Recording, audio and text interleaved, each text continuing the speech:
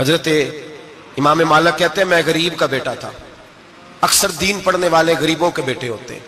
امیروں کے بچے F S C پڑھتے ہیں, بی ایس سی پڑھتے ہیں, ٹیکنالوجی پڑھتے ہیں. غریبوں کے بچے دین پڑھتے ہیں اور پھر امیروں کو ممبریاں ملتی ہیں. غریبوں کے بچوں کو اللہ ممبر عطا فرماتا ہے, مصلی رسول اللہ دیتا ہے. حضرت سیدنا امام ابو مالک فرماتے ہیں میں غریب کا بیٹا تھا اور میری 6-7 بہنیں, میں اکیلا بھائی تھا. آپ فرماتے ہیں میرے ابا جی فوت ہو گئے. میری امی پکڑ کے مجھے ایک دھوبی کی دکان پہ لے گئی, کہنے لگی اسے کپڑے دھونے کا طریقہ بتا دے, سلیقہ سمجھا دے, یہ بھی ایک چھوٹی سی لانڈری کی دکان کھول لے گا, میری بیٹیوں کا پیٹ پالے گا. دھوبی کہنے لگا ٹھیک ہے, میں 2-3 درہم بھی دوں گا مہینے کے, اور جب کام سیکھ جائے گا تو تنخواہ بڑھ جائے گا. امام ابو مالک رحمت اللہ علیہ فرماتے ہیں میں بہنوں کے لیے روزی کمانے نکلا, میں بیوہ ماں کے سر پہ بوجھ اتارنے کے لیے نکلا, میں غربت کے عالم میں نکلا. رستے میں امام اعظم کا مدرسہ تھا. فرماتے میں وہاں چمکتے چہرے دیکھتا, لیکن اپنی غربت کو دیکھ کے میں آگے بڑھ جاتا, پریشان ہوتا کہ میں کیسے علم حاصل کروں گا. آپ فرماتے امام صاحب مجھے اکثر دیکھتے. ایک دن امام اعظم باہر نکلے, مجھے کھڑے ہوئے دیکھا تو قریب بلایا, سینے سے لگایا, ماتھا چوما. کیا نام ہے؟ میں نے کہا ابو مالک میرا نام ہے. کہا تمہیں پڑھنے کا شوق ہے؟ کہا بڑا شوق ہے. کہنے لگے چل آجا پڑھا کر, آجا مدرسے میں پڑھا کر. کہتے میں سارا دن وہاں پڑھتا, گھر سے کام کرنے آتا, سارا دن امام اعظم کے پاس پڑھتا رہتا. مہینہ آیا تو میری اماں کہنے لگی تنخواہ لاؤ. میں نے کہا امی جی تنخواہ تو وہ دے گا جو ڈیوٹی پہ جاتا ہو, میں تو پڑھنے جاتا ہوں. کہتے اماں گھر سے نکلی اور بڑے غصے کے ساتھ نکلی, کہنے لگی مولوی نے میرا بچہ خراب کر دیا, میرا بچہ خراب کر دیا. میں کام پہ بھیجتی تھی, اس نے کس چکر میں ڈال دیا, مسلوں سے بھی کبھی پیٹ بھرا ہے, کام بھی تو کرنے چاہیے نا. کہتے امام اعظم کے سامنے کھڑی ہوئی. امام صاحب بڑے امیر کبیر آدمی, اربوں خربوں پتی تھی, اور پھر اتنے بڑے عالم فقیر, سارا بغداد, سارا کوفہ, سارا مصر سلوٹ کرتا ہے. بی بی آئی اور تیز جملے, عورتوں کا طریقہ ہوتا ہے. کہنے لگی مولوی تیری سفید داڑھی, تیرا اتنا نام, تجھے خیال ہی نہیں آیا میں بیوہ عورت ہوں, تو نے میرا بچہ خراب کر ڈالا, میری یتیم بچیاں روٹی کہاں سے کھائیں گی, مسلوں سے بھی کبھی پیٹ بھرا ہے. کہتی اتنے سخت جملے کہے, پر قربان جاؤ امام اعظم سنتے رہے اور مسکراتے رہے. کہنے لگے میری غلطی ہے, میری غلطی ہے, میری غلطی ہے, بی بی بھول گیا تھا, غلطی ہو گئی. بی بی کہتی تیری امام صاحب سنتے رہے. جب غصہ اتر گیا تو کہنے لگے اماں تیرا غصہ اتر گیا ہے؟ اتر گیا ہے. کہنے لگے تیرا بیٹا بڑا نیک ہے, تیرا بیٹا بڑا لائق ہے, تو اسے پڑھنے دے. کہنے لگے چپ کر دے مولوی, یہ پڑھے گا تو میں روٹی کہاں سے کھاؤں گی. امام صاحب کہنے لگے مجھے بتائے گی تیرے گھر کا خرچہ کتنا ہے. اس نے ایک لفظ تو ہے 3 دینار کا, ایک روایت ایسی بھی لکھی ہے بزرگوں نے, کہنے لگی 40 درہم ہے. اور اماں کہتی میں نے جان بوجھ کے زیادہ بتائے, حالانکہ میں کنار کا خرچہ کرتی تھی, لیکن جب کھلا ڈلا کرے تو وہ والا خرچہ بتایا. میں نے کہا 40 درہم خرچہ ہے, تو دے گا؟ تو کہتے امام اعظم کہنے لگے اماں تجھے لینے نہیں آنا پڑے گا, پہلی سے پہلے تیرے گھر میں پہنچ جایا کریں گے, یکم سے پہلے آئیں گے. او بھائیو کہاں استاد ملتے ہیں, کہاں استاد ملتے ہیں, کہاں وہ لوگ ملتے ہیں جو دعائیں مانگتے, التجائے کرتے, پیار کرتے. گزر گیا وہ دور, اب تو سوٹ لینے کا دور ہے, مٹھائیاں لینے کا دور ہے, ہاتھ ڈلوانے کا دور آیا ہے. اب کون پوچھتا ہے, اب تو پوچھتے ہیں تو میرے لیے کیا لایا ہے. حضرت سیدنا امام اعظم ابو حنیفہ رحمت اللہ علیہ 1 دن نہیں, 2 دن نہیں, 4 دن نہیں, 5 مہینے نہیں, 20 سال تک, کہنا آسان, بولنا آسان, سننا آسان, 20 سال تک امام ابو مالک کے گھر میں خرچہ دیتے رہے, وہ پڑھتے رہے. اماں کہنے لگی تو میرے بیٹے کو لگا تو لیا ہے, تو پڑھ کے بنے گا کیا. حضرت امام اعظم فرمانے لگے بادشاہوں کے تخت پر بیٹھ کر بادشاہوں کے ساتھ کھانے کھایا کرے گا, ان کے ساتھ بیٹھ کے حلوہ کھائے گا, وقت آئے گا تو دیکھے گی. کہتے ہیں میرے امام انتقال کر گئے, وقت بیت گیا. ہارون رشید نے مجھے بلایا بغداد میں اور کہا میں آپ کو چیف جسٹس بنانے لگا ہوں. کہتے ہیں میں خوشی سے سجدے کرنے لگا, میں چیف جسٹس بنا. میں نے اپنی اماں کو خط لکھا کہ اماں بغداد آ جا, تیرے بیٹے کو اللہ نے بڑی شان عطا کر دی ہے. فرماتے ہیں ہارون رشید کی بیوی بڑی اولیاء کی, علماء کی بڑی فرما بردار تھی, محبت کرنے والی تھی. اس نے حلوہ بنا کے بھیجا, کھانا بنا کے بھیجا. ہارون رشید تخت پہ بیٹھ کے کھانے لگا تو کہنے لگا امام صاحب آپ بھی یہیں آ جائیں میرے ساتھ. کہتے ایک کونے میں وہ بیٹھ گیا, ایک میں بیٹھ گیا, بیچ میں کھانا رکھ لیا. اتنی دیر میں میری اماں بھی پہنچ گئی. 2 لقمے کھائے تھے کہ اماں آ گئی. جب اماں نے مجھے تخت پہ بیٹھے دیکھا, ایک یتیم, ایک لاوارث, ایک بن باپ کا بچہ, وہ کل تک جو بہنوں کے لیے 4 دینار نہیں لا سکتا تھا, تخت پہ بیٹھ کے جب روٹی کھاتے دیکھا تو اماں تڑپ گئی, روئی, چیخیں ماری. میں نے کہا اماں کیا ہوا؟ کہنے لگی بیٹا مجھے تیرا استاد یاد آ گیا ہے، اس نے کئی سال پہلے کہا تھا اسے دین کا علم پڑھنے دے، اسے فقیہ بننے دے، یہ بہت آگے جائے گا۔ دیکھ آج اللہ نے تجھے کتنی شان عطا کی ہے۔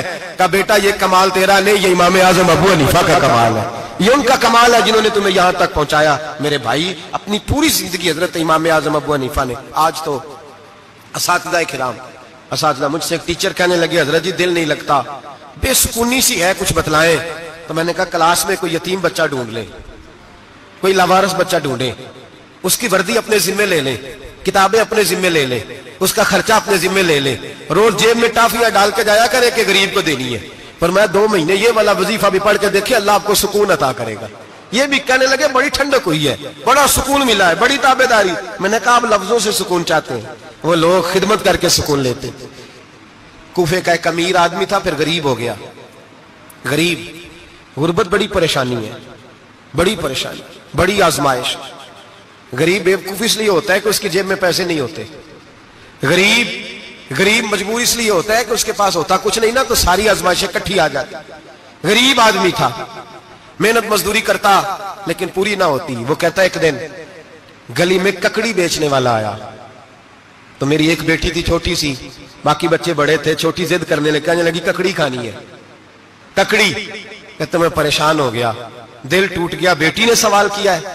فرماتے میں نے سوچا کس کے پاس جاؤں، کسی اور کے پاس مجھے سمجھ نہ آیا، میں سیدھا امام اعظم کے پاس چلا گیا۔ یہ شخص ہے جو مجھے دے گا بھی اور میرا پردہ بھی رکھے گا، مجھے دے گا بھی اور میرا، بولیے، میرا یہ پردہ بھی رکھے گا، یہ رسوا نہیں کرے گا، یہ فوٹو نہیں کھچائے گا، یہ فوٹو کھچا کے پہلے دن فیس بک پہ نہیں لگائے گا کہ میں غریبوں میں تھیلے بانٹ رہا ہوں، یہ اسی وقت اخبار والوں کو نہیں بلائے گا ایک تھیلا اور 6 اخباروں میں تصویریں، یہ اس طرح نہیں خیرات دے گا۔ حضرت امام اعظم کے پاس گیا تو فرماتے رش بہت زیادہ تھا، میں امام صاحب سے بات ہی نہ کر سکا، واپس آ گیا۔ امام صاحب نے بندہ بھیجا، فرمایا پتہ کر یہ بندہ کسی ضرورت کے لیے آیا تھا، رش کی وجہ سے بات نہیں کر پایا۔ کہتے واپس میرے پیچھے بندہ بھیجا، وہ میرے گھر تک آیا، گھر آ کے اس کو حالات کا پتہ چل گیا، واپس گیا۔ کہتے ہیں 3 تھیلیاں اشرفیوں کی بھر کے امام اعظم لائے اور خود آئے اور رات کے اندھیرے میں آئے اور مجھے تھیلیاں دے کے نا تو میرے آگے ہاتھ باندھ دیے۔ میں نے کہا حضور ہاتھ کیوں باندھتے ہیں؟ آپ فرمانے لگے یار دکھ اس بات کا ہے کہ تو میرا پڑوسی تھا اور تیری غربت کا مجھے پتہ ہی نہیں چلا، تو میرے علاقے کا تھا اور میں نے سوچا ہی نہیں، میرا اپنا تھا مجھے خیال ہی نہیں آیا، فرمایا معاف کر دے، میری شکایت نہ کرنا کہ یہ میری طرف توجہ نہیں کرتا۔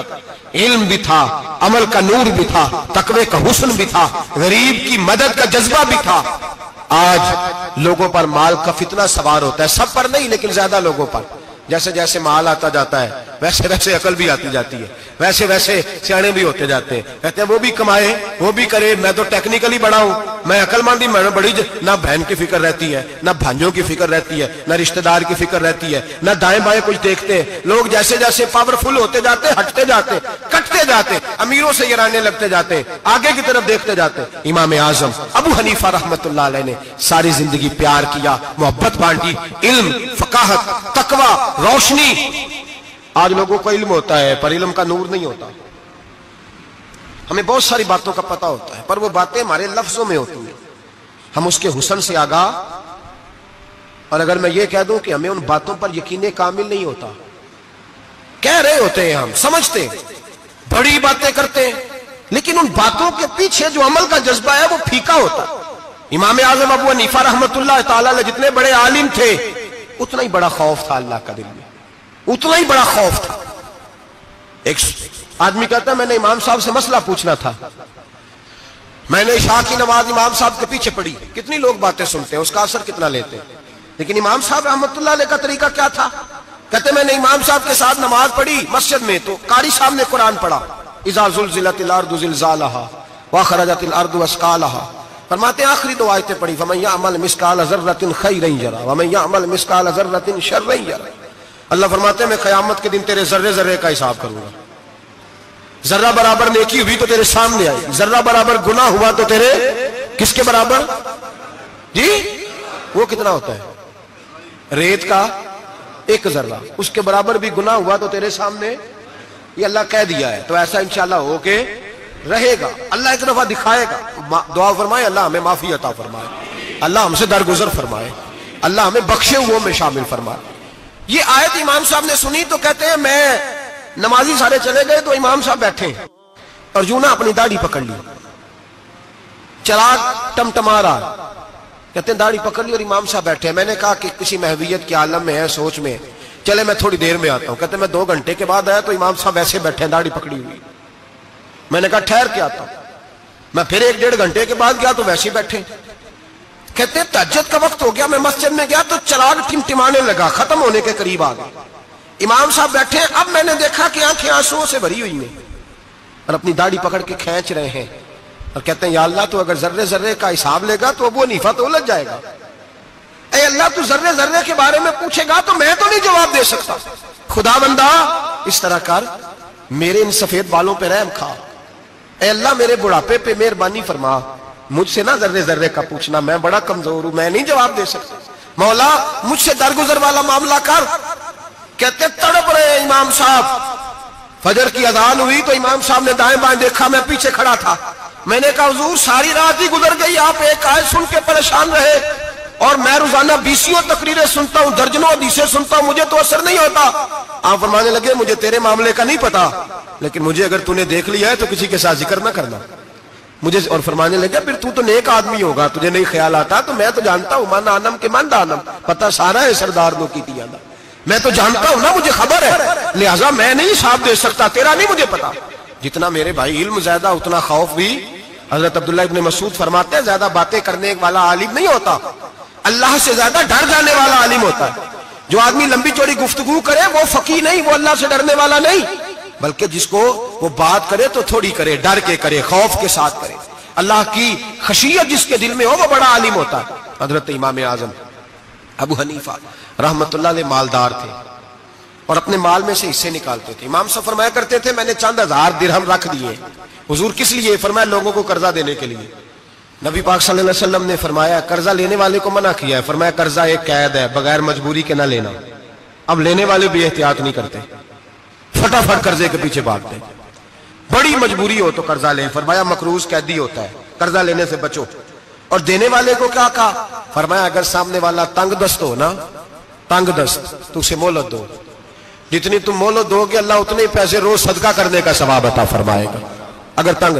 ایک صاحب مجھے کہنے لگے, میں نے رمضان شریف میں نا قرضے کے حوالے سے یا کچھ عرصہ پہلے کسی موقع پر قرض کے حوالے سے کو بات کی. ایک صاحب مجھے کہنے لگے حضرت صاحب جیسے کسی کو لینا ہوئے نا 20,000 تو انہوں ترا کے لئی دے, تو جی 20 کروڑ لینا ہوئے تو پھر نہیں ترایا جاتا. میں نے کہا کیوں؟ کہنے لگے 20,000 والا بندہ ماڑا ہوتا ہے نا, جہاں 20 کروڑ کھا گیا وڈی مگرمچھ ہوتا ہے, انہوں ترایا جا سکتا. وہ دے کے بندے ترلے ہی کر دے, چل بھائی کیویں دے سکنا ہے. وہ جو 20,000 والا نا ماڑا بندہ کہتے تو دینے نے کہ تیرا بندوبست کریے, کہتے چل صاحب جمعرات لے آؤ کسی طریقے. جمعرات ماڑا ہے نا. نبی پاک نے کیا فرمایا؟ حضور نے فرمایا تجھے پتہ چل جائے کہ تنگ دست ہے تو مہلت دے, جتنے دن تو اس سے پیسے نہیں لے گا اتنے پیسے روز صدقہ کرنے کا ثواب دیا جائے.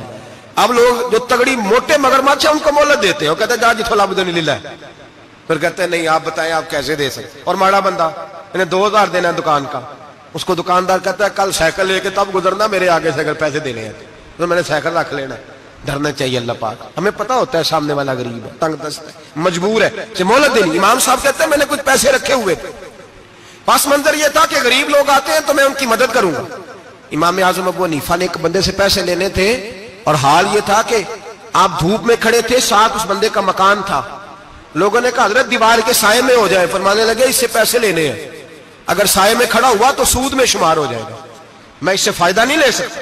ایک بندے سے قرضہ لینا تھا, وہ آپ کو دیکھ کے گلی اور دوسری گلی میں چلا گیا, رستہ بدل گیا اور چھپ گیا. امام صاحب رونے لگے, کہنے لگے اے اللہ میں اتنا برا ہو گیا ہوں کہ تیرے بندے مجھ سے چھپنے لگے, اس کو ڈھونڈ کے لائے, کیوں چھپتا ہے؟ کہا حضور آپ کے پیسے دینے ہیں. آپ نے فرمایا جا میں نے اللہ کی رضا کے لیے معاف کیے, آج کے بعد چھپنا نہ, اس لیے میں نہیں چاہتا کہ تجھے کوفت ہو, تو میری طرف دیکھ کے چھپنے لگا ہے, میری طرف دیکھ کے. غریب تو بھائی گلیوں میں گھستے پھرتے ہیں کہ کوئی بندہ مل نہ جائے.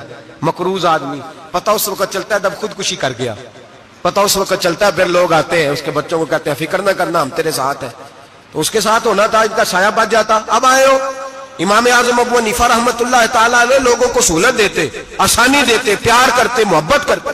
ہم لوگوں کا مزاج ایسا نہیں ہے, ہماری اخلاقیات کے اندر وہ حسن نہیں جو ہمارے بزرگ ہمیں دے کے گئے. اور پھر چھوٹی چھوٹی باتوں میں حقوق العباد کا خیال کرتے, چھوٹی چھوٹی باتوں. ہم تو گالی دے کے بھی کہتے ہیں نا چل کیا ہو گیا, گالی دی ہے نا.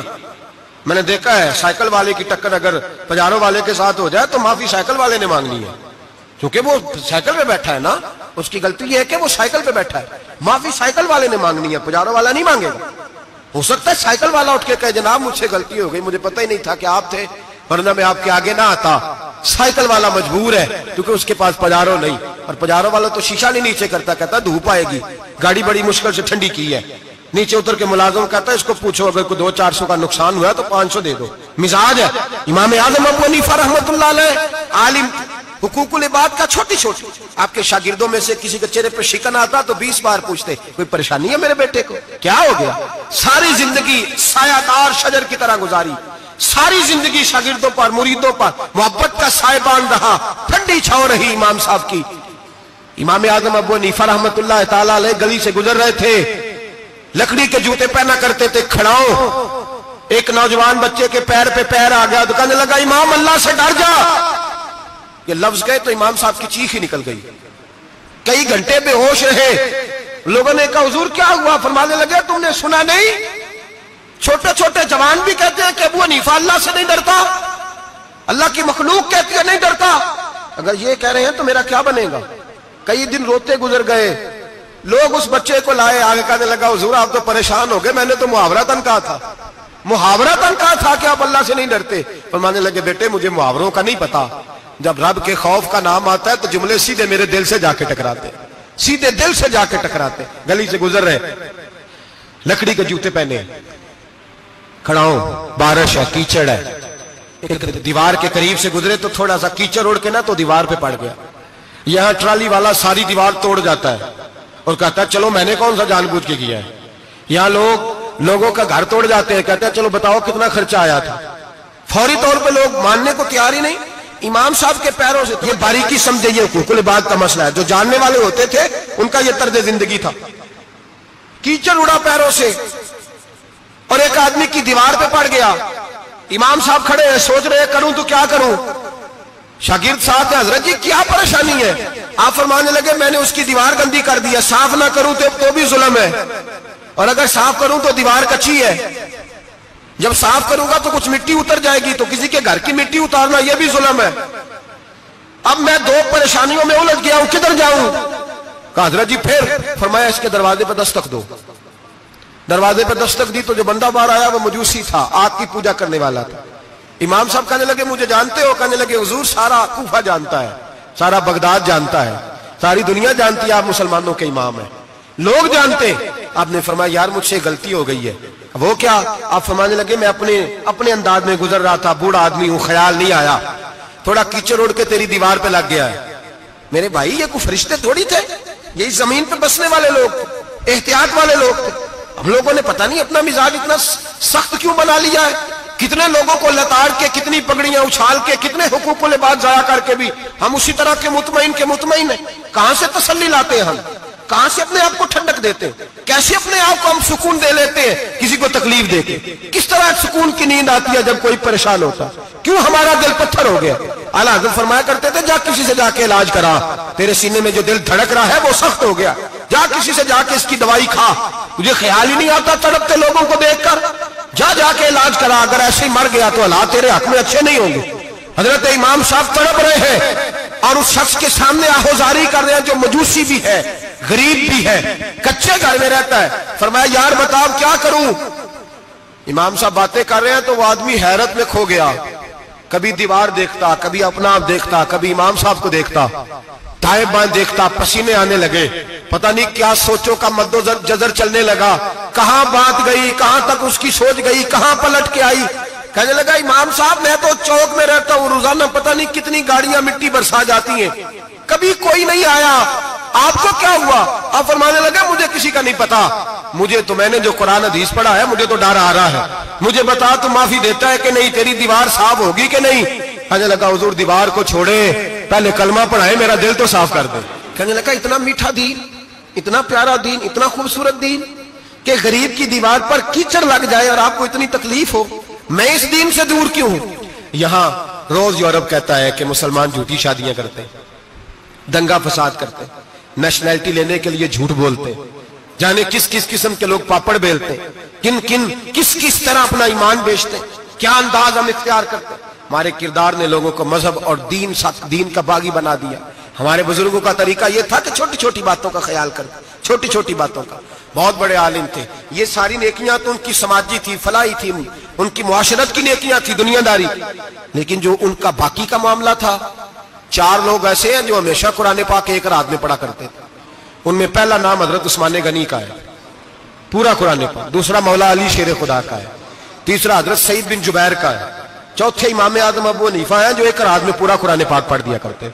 जिस जगह इमाम आजम की कब्र बनी हुई है ना, आजमिया एक महल्ला है बगदाद का, उसका नाम ही आजमिया, इमाम साहब के नाम, जहां कब्र बनी हुई है, वहां बैठ के इमाम आजम अबू हनीफा ने 60 मरतबा कुरान पाक खत्म किया। खुद पढ़ा, खुद फरमाया यहां मैंने दफन होना है। उस जगह 60 कुरान पाक पढ़े।